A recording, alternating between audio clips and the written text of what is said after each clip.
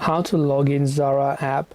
If you want to log into the Zara app, it is very simple to do so. Basically, all you have to do is go ahead and then first of all make sure to launch the Zara application right over here. And once you launch the Zara app, this is the type of interface that you will be able to see.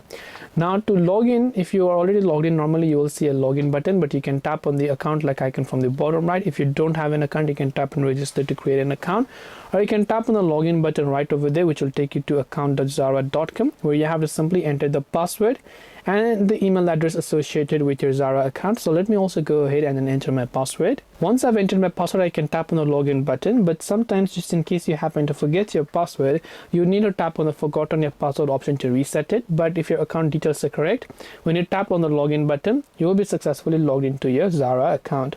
So I hope that this video helped you. If you have got any further questions, feel free to also leave them down in the comment section below. And thank you for watching to the very end of this tutorial. And as always, see you soon in the next video.